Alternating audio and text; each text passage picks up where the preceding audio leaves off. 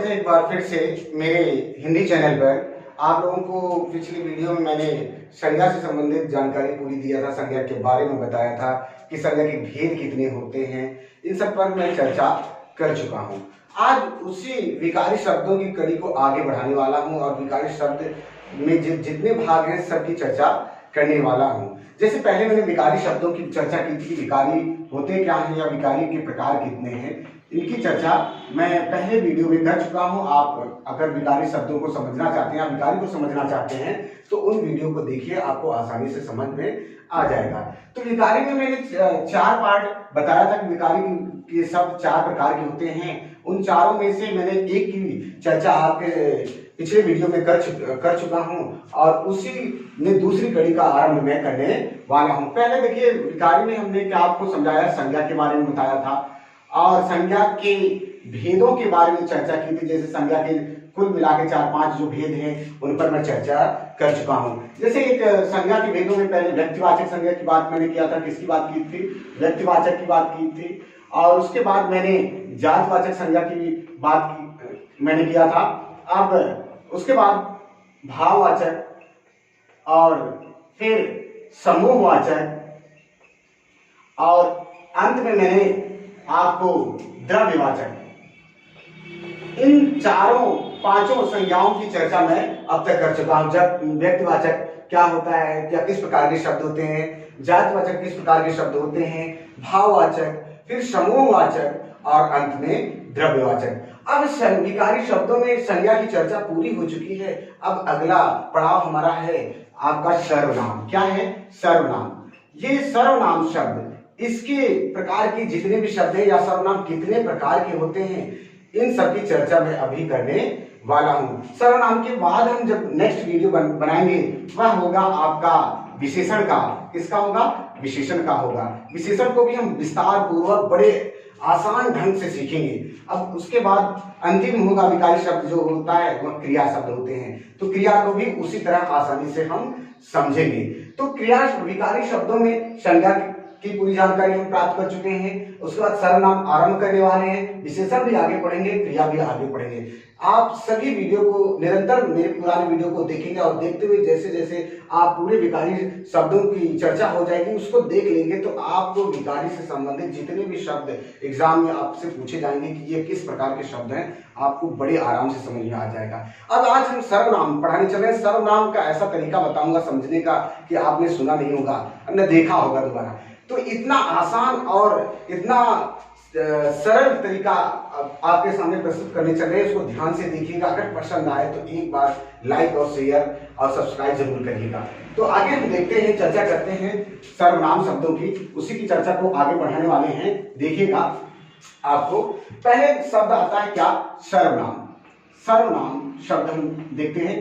तो कोई भी विषय जब हम पढ़ते हैं तो पहले उस विषय के बारे में जानते हैं कि ये शब्द है क्या, इस विषय के बारे में क्यों पढ़ना होता है, इसकी जानकारी होना अति आवश्यक है। नहीं तो ऐसे ग्रामर हमने पढ़ लिया, रट लिया, तो ये ग्रामर नहीं होता। ग्रामर को समझा जाता है और कैसे एक बार समझकर हम ग्रामर के अंतर्गत पहुंच सकते हैं, उनके शब्दों को समझ सकते हैं। जैसे एक सर्वनाम शब्द है। क्या है?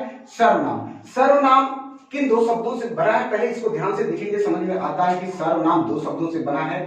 सर्व प्लस नाम से बना है। किससे बना है? सर्व प्लस नाम से। सर्वधन नाम से। नाम मतलब नाम होता है जिसे हम संज्ञा कहते हैं। क्या कहते हैं? संज्ञा। क्या कहते हैं? संज्ञा। और सर्व मतलब सभी। क्या कहते हैं? सभी या सभी के नाम। अब देखिए, इस दोनों शब्दों से जो नया 2 शब्द मिला, संज्ञा और सभी। अब कहा गया सभी संज्ञा।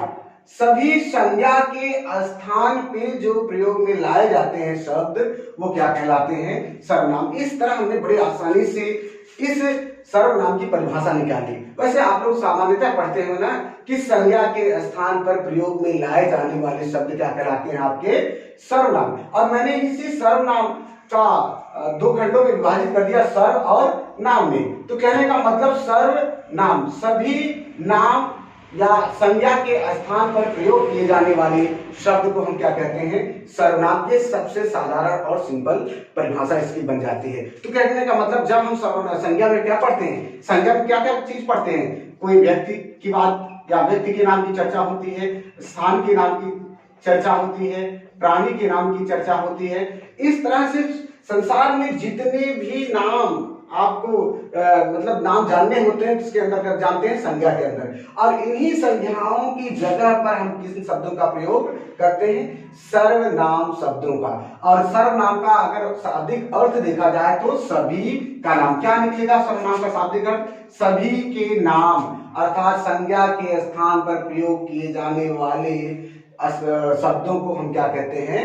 सर्वनाम। अब इतनी चर्चा हो चुकी है, इतनी बात हो चुकी कि सर्वनाम होता क्या है।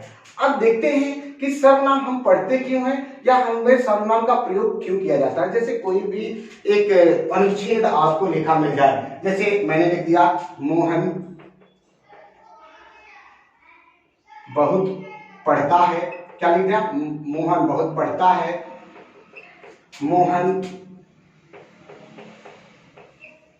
परिश्रमी है, परिश्रमी है, मोहन खेलता है। अब इस तरह एक छोटा सा अनुच्छेद मैं उदाहरण के रूप में आपको दे रहा हूं कि देखिए, आपने देखा क्या? मोहन बहुत पढ़ता है, मोहन परिश्रमी है, मोहन खेलता है। तो बार बार हमने देखा कि इस संज्ञा शब्द का, व्यक्तिवाचक संज्ञा शब्द मोहन, फिर यहाँ पर मोहन, फिर यहाँ पर मोहन, तो 3 बार मोहन बार बार आया है, मतलब ये शब्द बार बार आया है। इसी शब्द आप देखिए अनुच्छेद इससे पढ़ने में अटपटा लगने लगता है। भाषा के दृष्टिकोण से यह अशुद्ध माना जा रहा है कि बार बार किसी शब्द की आवृत्ति करने से भाषा या अनुच्छेद अशुद्ध सा प्रतीत होता है। तो इसमें थोड़ा सा परिवर्तन कर दिया जाए, तब यह अच्छा लगने लगेगा, पूरा अनुच्छेद अच्छा लगेगा। जैसे मोहन बहुत पढ़ता है, वह परिश्रमी है, उसे खेल या सॉरी कह सकते हैं वह खेलता है। तो कहने का तात्पर्य यह हुआ कि इस संज्ञा के शब्दों के स्थान पर हमने सर्वनाम के शब्दों का प्रयोग कर लिया, अनुच्छेद एकदम सुदृढ़ हो गया, अच्छा लगने लगा। अब ये कारण भी पता चल गया कि सर्वनाम शब्दों का हम प्रयोग क्यों करते हैं संज्ञा के स्थान पर, क्योंकि बार बार संज्ञा के शब्दों का एक ही नाम आना, उसकी आवृत्ति को कम करना और अनुच्छेद का अच्छा बन जाना, भाषा के दृष्टिकोण से शुद्ध हो जाना, इसलिए भी हम सर्वनाम का प्रयोग करते हैं। तो इसलिए सर्वनाम का प्रयोग हम करते हैं। तो देखिए, हमने बताया कि पहले आरंभ किया था कि सर्वनाम किन 2 शब्दों से बना है, सर्वधर्म नाम से, उसके बारे में बताया, किसके स्थान पर प्रयोग किया जाता है, उसकी परिभाषा के बारे में चर्चा की हमने, और फिर बताया कि सर्वनाम आखिर प्रयोग में क्यों लाया जाता है। इन सब की जानकारी मैंने दी, तो आपको एक सामान्य सी जानकारी मिल गई कि सर्वनाम शब्दों का प्रयोग भी हम क्यों करते हैं। अब बढ़ते हैं सर्वनाम के भेदों की तरफ।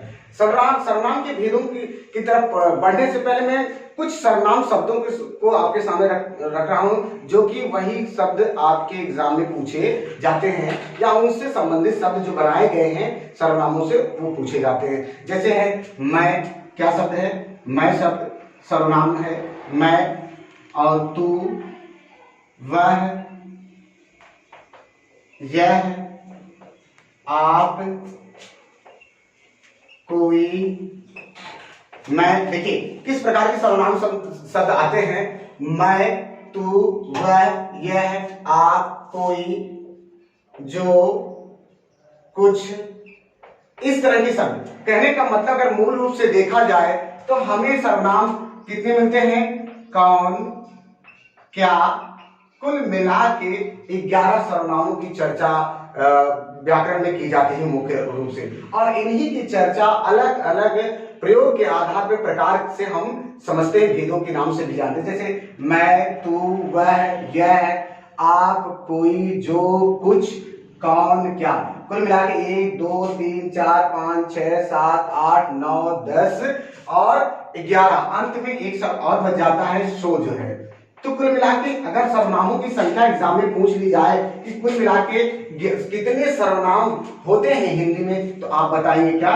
टोटल 11। अब तक ऐसे स्थानों पर आपको देखने को वीडियो में कम मिलता है कि सर्वनामों की संख्या के बारे में पूछा जाता है, या सर्वनाम कितने होते हैं, हिंदी भाषा में कितने प्रयोग किए जाते हैं। तो याद रखिएगा 11 सर्वनाम मुख्य रूप से होते हैं, और इनसे अलग अलग सर्वनाम बनाए जाते हैं, चाहे वचन के आधार पर, चाहे कारक को लगाकर। वचन और कारक के आधार पर बनाए जाते हैं। जैसे वचन के आधार पर वह का बहुवचन क्या होता है? वे, एक अलग से, सर्वनाम बन गया। यह का बहुवचन क्या होता है, ये अलग से एक सर्वनाम बन गया। और कारक के आधार पर जैसे तू से बना तेरा और मैं से बना मेरा, मतलब कारक के आधार से भी सर्वनाम बनाए जाते हैं, कारक के आधार से भी सर्वनाम बनाए जाते हैं और वचन के आधार पर भी सर्वनाम बनाए जा सकते हैं। तो हम चलते हैं अब प्रयोग के आधार पर सर्वनाम के कितने भेद होते हैं उनकी चर्चा करेंगे। उसका पहला भाग हम आज पढ़ेंगे और इससे संबंधित जानकारी थोड़ी सी देंगे। पहला भाग देखिए, कुल मिलाकर मैंने अभी अभी आपको बताया कि कुल मुख्य रूप से कितने सर्वनाम होते हैं, तो 11 सर्वनाम होते हैं और उन 11 सर्वनामों को प्रयोग के आधार पर कितने भागों में बांटा गया है, तो कुल मिलाकर 6 भागों में बांटा गया। सर्वनाम के कितने भेद होते हैं, 6 भेद होते हैं। कितने भेद होते हैं, 6 भेद होते हैं। 6 भेदों में सबसे पहले भेद की चर्चा हम करने चल रहे हैं, कौन सा है, पुरुषवाचक, पुरुषवाचक सर्वनाम। अब इसको पहले ध्यान से समझिए। जब जैसे मैंने बताया कोई भी विषय या कोई भी शब्द आपको दिया जाता है तो पहले उसको ध्यान से देखिए तो वह है शब्द क्या। जैसे मैंने पुरुषवाचक सर्वनाम कहा, तो पुरुषवाचक मतलब इसमें एक शब्द बना है क्या, पुरुष। अब पुरुष शब्द से हम क्या आशय लगाते हैं, या पुरुष का वाचक या पुरुष को बताने वाला, पुरुष को बताने वाला। पुरुष का तात्पर्य होता है स्त्री व पुरुष। क्या होता है मतलब इसका, स्त्री व पुरुष। अब देखिए इसी से इसकी पुरुषवाचक सर्वनाम की परिभाषा में बनाऊंगा और कितने आसानी से बनेगा। जो सर्वनाम या वे सर्वनाम, कौन से सर्वनाम, वे सर्वनाम जो पुरुष या स्त्री शब्द का बोध कराएं, मतलब पुरुष या स्त्री शब्द के स्थान पर जिनका प्रयोग किया जाता है उन्हीं को हम क्या कहते हैं, पुरुषवाचक सर्वनाम। या यूं कह सकते हैं वे सर्वनाम जो स्त्री या पुरुष शब्द के स्थान पर प्रयोग में लाए जाते हैं, उन्हीं सभी शब्दों को हम क्या कहते हैं, पुरुषवाचक सर्वनाम। बात क्लियर हुई। पुरुषवाचक से मैंने कैसे इसको समझाया आपको, पुरुष को अलग कर लिया। पुरुष का मतलब क्या होता है, स्त्री व पुरुष। और इसकी परिभाषा मैंने बता दी कि वे सर्वनाम शब्द जिनसे स्त्री व पुरुष शब्दों के स्थान पर जिनका प्रयोग किया जाए वही क्या कहलाते हैं, हमारे पुरुषवाचक सर्वनाम। अब पुरुषवाचक सर्वनाम में मुख्य बात 3 होती है जिनको एग्जाम में अक्सर पूछ लिया जाता है कि इन 3 भेदों में से पुरुषवाचक सर्वनाम में कौन सा भेद होगा। उसकी जानकारी हम थोड़ा सा ले लेते हैं। अब देखते हैं आगे क्या है, इसको देख लेते हैं। पुरुषवाचक सर्वनाम के भेद, पुरुषवाचक सर्वनाम के 3 भेद बताए गए। पहला क्या है, उत्तम, और दूसरा क्या है, मध्यम, और तीसरा क्या है, यह आपका अन्य। कहने का मतलब अगर देखा जाए तो पुरुषवाचक सर्वनाम की कितनी भेद है, उत्तम, मध्यम और अन्य। अंग्रेजी में इसी को आप समझते हैं, अंग्रेजी में पढ़ते होंगे तो जरूर जानते होंगे। उत्तम क्या होता है, फर्स्ट पर्सन, और मध्यम क्या होता है, सेकंड पर्सन, और आपका अन्य क्या होता है, थर्ड पर्सन। तो कहने का मतलब हिंदी में उसी को क्या कहते हैं, उत्तम पुरुषवाचक सर्वनाम, मध्यम पुरुषवाचक सर्वनाम, अन्य पुरुषवाचक सर्वनाम। अब ये तीनों में होता क्या है, पहचानिए। पहले कैसे पहचानेंगे, जैसे मैं आपको शिक्षा दे रहा हूं, मैं आपको पढ़ा रहा हूं। जैसे मैं यह हो जाता हूं, जैसे मैं आपको पढ़ा रहा हूं और आप मुझसे पढ़ रहे हैं, तो 2 लोग हैं और क्या पढ़ रहे हैं, किसके बारे में बातचीत चल रही है, वो तीसरा पॉइंट हो जाता है। जैसे पढ़ाने वाला जो पढ़ाने वाला व्यक्ति होगा वह क्या होगा, आपका उत्तम अर्थात फर्स्ट पर्सन होगा। और इसके लिए मैं शब्द का प्रयोग करेंगे। किसका प्रयोग करेंगे, मैं, मेरा, हमारा। कहने का मतलब उत्तम के लिए क्या प्रयोग में लाया जाएगा शब्द, सर्वनाम का शब्द, मैं, मेरा और हमारा। और जिसको पढ़ा रहा है अर्थात जो सुन रहा है उसकी बातें, वो क्या हो जाएगा, तुम, तेरा, तू आदि शब्द हो जाते हैं। तो कहने का मतलब उत्तम ये हो जाएगा, मध्यम ये हो जाएगा, और जिसके बारे में बात चल रही है, जिसकी चर्चा चल रही है, वह क्या हो जाएगा, आपका अन्य। अन्य में कौन से शब्द आएंगे, वह है, यह है, ये, वे। तो कहने का तात्पर्य निकला कि उत्तम पुरुषवाचक सर्वनाम के 3 भेद होते हैं, उत्तम, मध्यम, अन्य। उत्तम होता है जो बोलने वाला होता है, वक्ता। जैसे मैं हूं वक्ता, बोलने वाला हूं, तो मैं अपने लिए जिस सर्वनाम शब्द का प्रयोग करूंगा वह कौन से होंगे, मैं, मेरा, हमारा। और जो आप सुनने वाले हैं, श्रोता हैं, श्रोता के रूप में हुए तो आप मध्यम पुरुष के अंतर्गत आएंगे और आपके स्थान पर जो सर्वनाम शब्द प्रयोग में लाया जाएगा वह तुम, तेरा या तू। और जिसके बारे में हम पढ़ा रहे हैं, जिसकी चर्चा कर रहे हैं, उसके बारे में अगर सर्वनाम शब्द आएगा तो क्या आएगा? वह, यह, ये, वे। इस तरह हम सर्वनाम शब्दों में पुरुषवाचक सर्वनाम को समझते हैं। जैसे भी कोई भी वाक्य आ गया, जैसे मैंने लिख दिया कोई भी वाक्य आ गया, मैं गृह कार्य कर रही हूं। क्या? मैं गृह कार्य कर रही हूं, ये वाक्य आ गया। अब इसमें पूछा जाए कि ये मैं शब्द किस प्रकार का पुरुषवाचक सर्वनाम है। चूंकि मैं गृह कार्य कर रही हूं तो यह मैं मतलब काम करने वाले की बातचीत चल रही है, तो इसका मतलब यह हो जाता है कि यह मैं शब्द आपका क्या हो गया? उत्तम हो गया, फर्स्ट पर्सन हो गया। यह आपका क्या हो गया? उत्तम हो गया, फर्स्ट पर्सन हो गया। तो इसको हम क्या कहेंगे? उत्तम पुरुषवाचक सर्वनाम। जैसे तुम मसूरी से कब आए, एक शब्द, एक बात मैंने लिखा, तुम मसूरी से कब आए। अब देखिए इसमें क्या हुआ?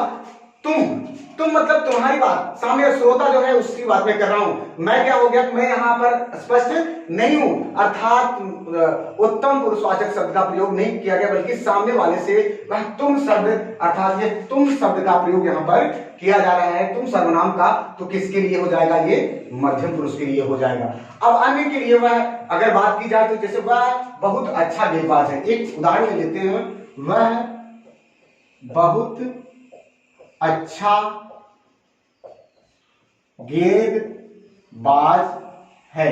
जैसे मैंने पूरा यह वाक्य ले लिया, वह बहुत अच्छा गेंदबाज है। मैं आपसे कह रहा हूं, मतलब मैं इसमें नहीं दिखा दे रहा, लेकिन यह शब्द जब आ गया, वह किसके लिए कर रहा हूं? जैसे मैंने कहा यह वाक्य मैं पढ़ रहा हूं कि वह बहुत अच्छा गेंदबाज है। क्या मैं अपने लिए वह शब्द का प्रयोग कर रहा हूं? नहीं। मैं आपके लिए वह शब्द का प्रयोग कर रहा हूं? नहीं कर रहा हूं। मैं किसी तीसरे या अन्य व्यक्ति के लिए वह शब्द का प्रयोग कर रहा हूं। तो ये वह सर्वनाम जो होगा आपका कौन सा प्रकार आ जाएगा? अन्य पुरुषवाचक सर्वनाम। जब हम अपने लिए, स्वयं के लिए या वक्ता या श्रोता, वक्ता के लिए, बोलने वाले के लिए जिन शब्दों का प्रयोग किया जाता है वह उत्तम होता है। उत्तम पुरुषवाचक सर्वनाम में मैं, मेरा, हमारा प्रयोग शब्द करते हैं। और मध्यम के लिए क्या करते हैं? तू, तुम, तेरा शब्दों का प्रयोग करते हैं या आप लगाते हैं। और अन्य के लिए वह, यह, ये सब। आप देखिए, एक शब्द मैंने आपकी बात की है, आप देखिए मध्यम पुरुष में आदर्शक सूचक शब्द के रूप में प्रयोग किया जाता है। ये लगेगा कि आपको निजवाचक सर्वनाम होना चाहिए, लेकिन जहां पर आदर्श सूचक वाक्य हो और आप वहां पर प्रयोग किया जाए आप शब्द, तो समझिएगा कि वह मध्यम की बात कर रहा है। जैसे आप मेरे घर आइए, तो ये आदर सूचक शब्द प्रयोग में लाया गया है। तो ये आदर सूचक या आदर प्रकट करने के लिए आप शब्द का प्रयोग किया गया है, तो इसलिए आप शब्द आपका क्या है? मध्यम पुरुष वाचक सर्वनाम है।